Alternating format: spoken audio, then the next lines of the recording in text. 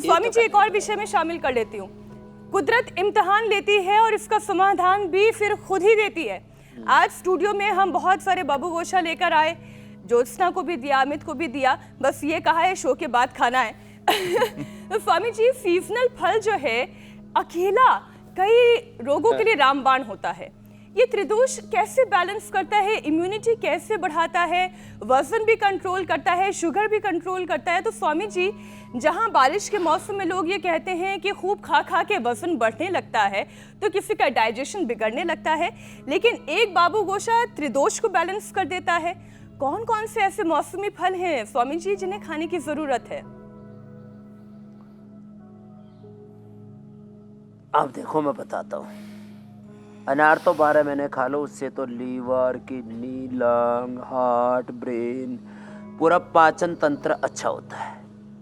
पपीता 12 महीना खा लो, वो भी ऐसा ही है, और उससे मोटापा, बीपी, शुगर, थायराइड, कोलेस्ट्रॉल सब तरह के रोगी खा सकते हैं। अनार और पपीता ऐसे ही हम यहाँ डाइट में ना बहुत रिसर्च किए हैं अलग अलग रोगों के लिए। उसमें 3 चीज़ें प्रधान रूप से हैं, एक अनार, एक पपीता और एक ये बग्गू गोसा। सेव भी ऐसा ही फल है, उसके बारे में भी बताएंगे। तो देखो ऐसे उत्तान पादासन तो हमने बताया, ये उत्थित पद्मासन है।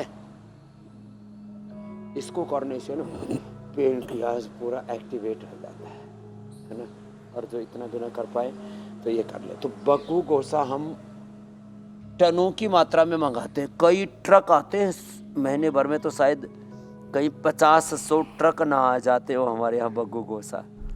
आप कहेंगे इतना मंगाते हो? हाँ, तो इससे एक तो पाचन अच्छा होता है बग्गू गोसा से, गैस, कब्ज, एसिडिटी दूर हो। जब पाचन अच्छा होता है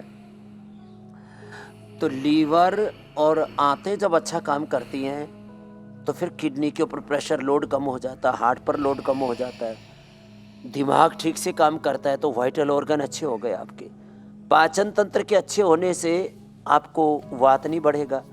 जिसका पाचन अच्छा नहीं होता उसको वात बढ़ता है, उसका कफ बढ़ता है, उसका पित्त भी बढ़ता है।